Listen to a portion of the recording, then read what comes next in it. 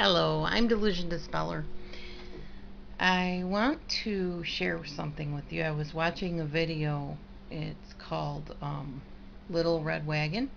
And if you haven't seen it, you need to see it.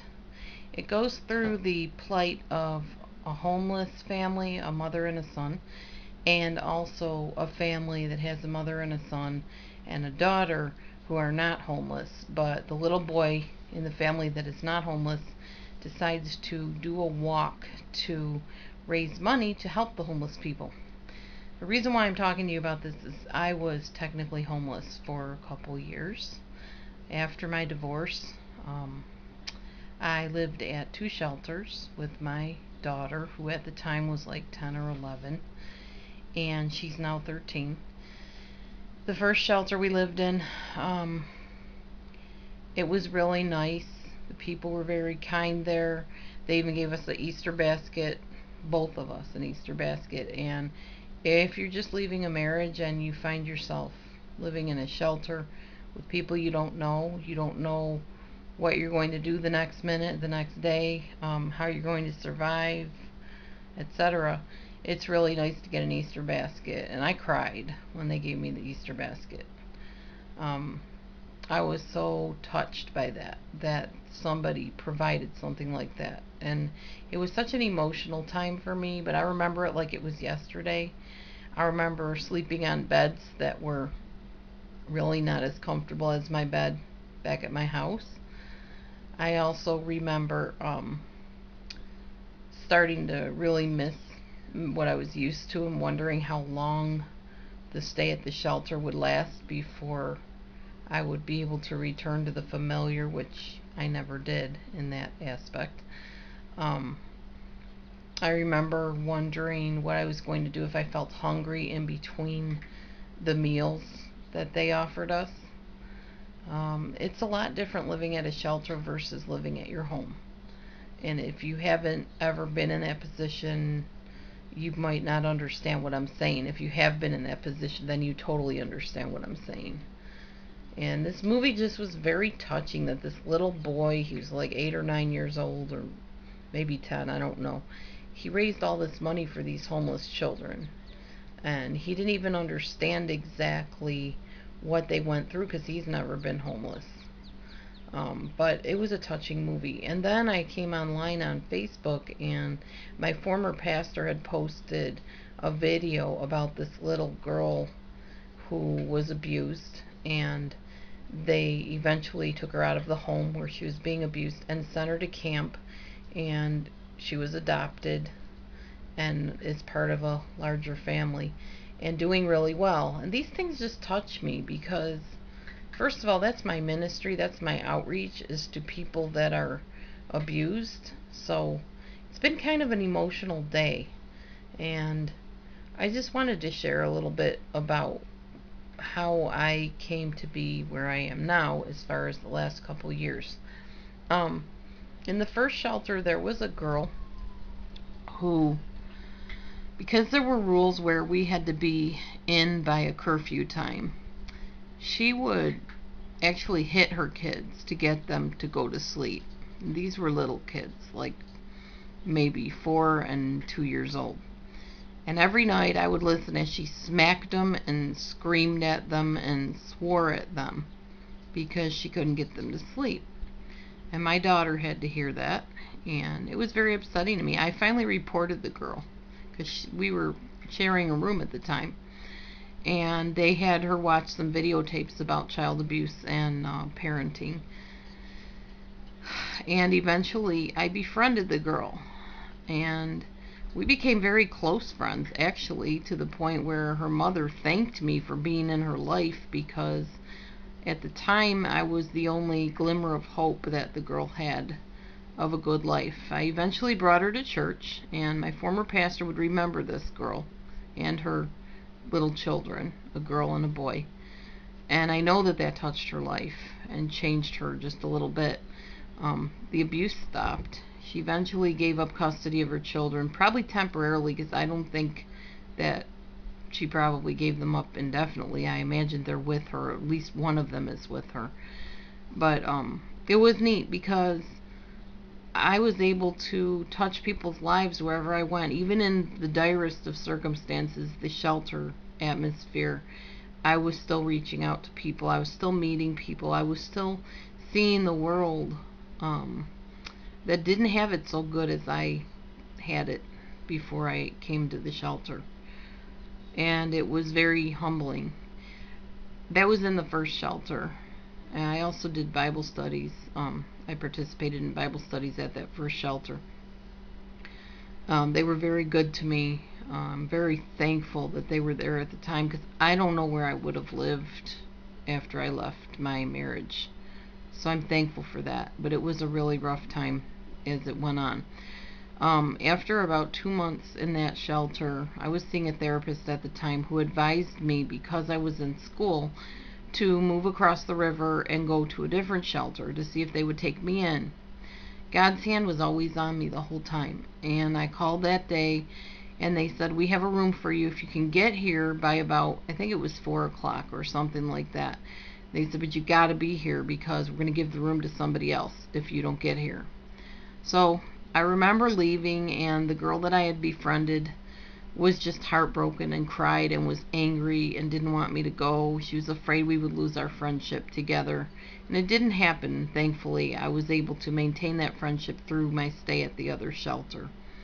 When I went to the second shelter, oh boy, there was a lady there that was a prostitute and had a colostomy bag. And I really got to see, and I don't mean to insult this lady at all, because I love her dearly. I haven't seen her in years, but she would have been what we would call the dredges of society. In other words, the lowest of the low, the people that are unlovable, the people that are abhorrible. Did not have good hygiene, did not have any self-esteem, although she put on the air of being very outgoing and friendly.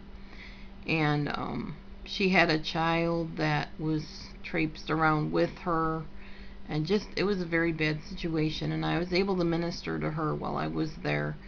And at one point, her ex-boyfriend assaulted her in the parking lot, and she had to leave the shelter, so we lost our roommate.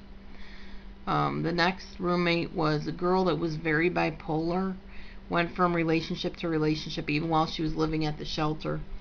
I remember one time she had left the shelter for a while and wasn't there, and my daughter and I weren't sure where she went. And then she finally came back one time and was our roommate again. And from that time, she left the first time. We were living together, just my daughter and I, alone with no roommate. But when she came back, she had been with a guy, had been abused, and she had told me that it was her birthday that night. And Amber and I gave her a birthday party, and I sang to her with my guitar.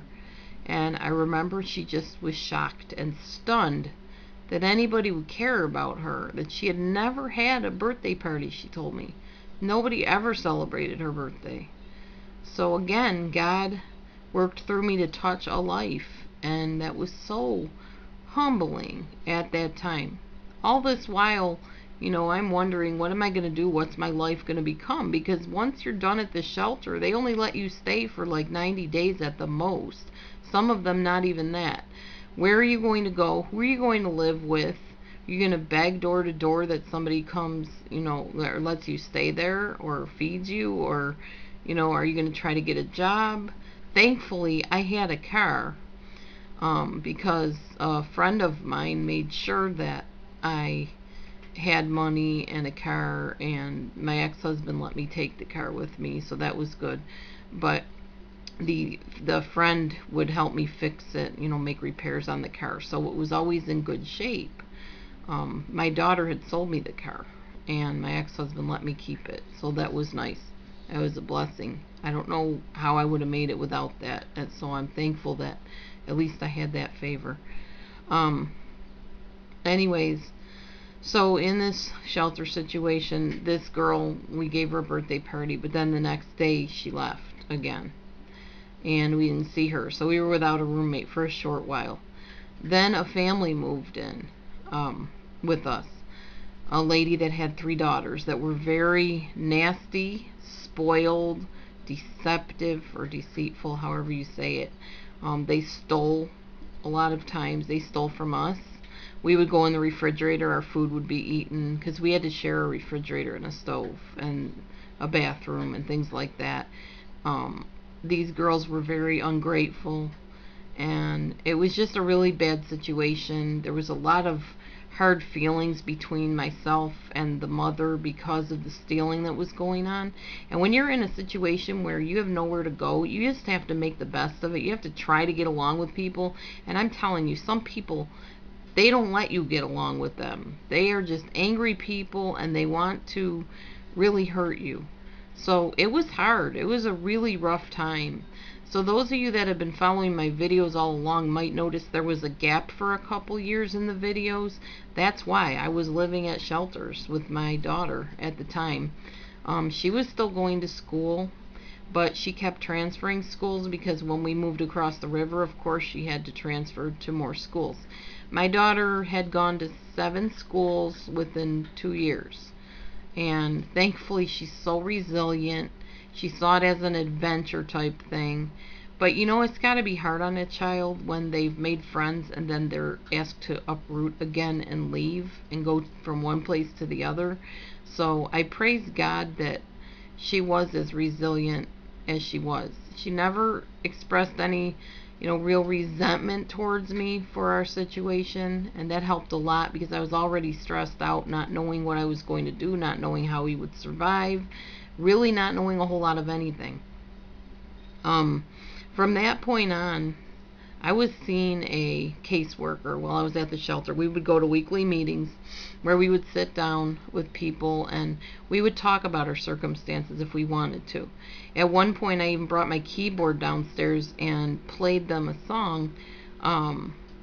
It was a really a song about my life, and it was about how the Lord held me through the seasons, and it was by Hillsong's. I'm trying to think of how it goes because I could even sing a little bit of it just so you kind of get a gist of it. Okay, let me see if I can remember. You are forever in my life. You see me through the season. Cover me with your hand and lead me in your righteousness, 'cause I look to you and I wait on you. And it goes on from there about how he carries you through the seasons and he never leaves you, and it's beautiful. It's by Hillsong, and I got to sing that to these women at the shelter, and it was a real blessing, and it touched people, and they clapped. And it's not that I wanted their applause, but I wanted them to hear who would see them through their seasons, because I knew God was the only way I was going to get through that. From there, as I said, I was meeting with a caseworker, and every week the caseworker would find out what was going on. I was dating a man at the time for about 1.5 years through the whole time at that shelter, and there were a lot of things that weren't adding up, a lot of really iffy things about him. The fact that he didn't tell his aunt about me, and I would sneak in the house when she wasn't there to be with the guy, and it just was a really bad situation. He was an alcoholic, and didn't treat me very well at times. Was very mean and just crass and rude and just unkind. And it wasn't good, but I stayed in the relationship 1.5 years hoping that this man wanted what I wanted, which was marriage and to raise my daughter in a stable environment, and it wasn't happening. So anyways, as I was talking to this caseworker week after week, one week she finally said, well, where are you going to be tonight at 5 o'clock? And I said, well, you told me that I could stay here as long as I was looking for a job and trying to find a place to live. And she said, oh no, this is your out date tonight. You need to be out of here by 5 o'clock. We can only let you stay here 90 days, no exceptions. So here I was, literally at this point, going to be homeless. No place to go. Couldn't go home quote unquote home because people there didn't want me there. Um, I couldn't really go to anybody else's house that I knew of because things weren't working out with my friends, and it just was a bad situation altogether. So I asked a friend if I could stay there, and I stayed till I could kind of get back on my feet a little bit. And the uh, transitional housing place finally called me one day. I had to fill out an essay about why I wanted to stay there, why I thought I would be a good candidate for their program, which was kind of a almost a rehab to try to get you back on your feet more and get you into a job, etc. And they said, "Okay, we have a place for you." So but it wasn't ready yet. So I had to wait. And I went and lived with an ex-boyfriend for a certain amount of time.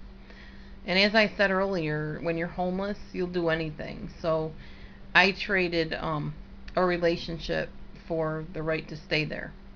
And I won't get into the details, but let's just say I compromised my values a little bit while I was there, and I didn't like myself at all for that or for any of the other relationships I had gotten in during the time of my divorce. Anyways, I just praise God for His grace and His mercy because He saw me through all of that. And I eventually moved into the transitional housing place for a year and a half. Um, that was okay. There were a lot of rules and a lot of regulations, and definitely um, we had to go to meetings. We had to check in with our caseworkers regularly, weekly. But I learned a lot. There was a dietitian that came to the house and to my transitional housing place, and she taught me a lot about eating properly. And then there were some parenting class type things that I did. And in order to be on public assistance, they require that you take different classes, and I did those, like job training, job skills, all those things I'm so grateful for. I wouldn't have had that opportunity if I wasn't homeless and living in shelters. So God knew what He was doing. It really prepared me for where I am today to relate to a lot of people that are in some really bad circumstances. And what the devil meant for harm, God turned it around for good, definitely. Anyways, so I met my current husband. He was an alcoholic and a drug addict at the time, and I left several times because of that. Finally returning and telling him, "I'm only staying here until I can find a place, but you need to get help if you want to continue the relationship." Well, through a period of miracles, as far as I'm concerned, he gave his heart and life over to the Lord. He gave up the drugs and the drinking. He got baptized. He got very involved in reading his Bible and has started ministering to people. And it's been wonderful. God has just totally redeemed everything. My daughter's doing well, very active in drama and singing, and plays the clarinet and doing very well. And I just praise God for that. But honestly, it was a rough road. Don't let anybody ever tell you being homeless or living in shelters is easy, because it's not. You lose a lot of your freedoms temporarily till you can get back on your feet and be independent again. And a lot of people, they don't know how to do all that stuff. Some of them are mentally and physically challenged and get stuck in places where they can't get out of them. And that's what I'm here for, is the ones that I can help, I'm here to help. So that's just a little bit about me and my situation over the last couple years. I hope maybe you'll understand now that when I say I can relate to what you're going through, I really can. So stay tuned. I'm going to be talking a little bit about Dr. Phil's book, The Life Code. Thanks for watching. Bye, and God bless you.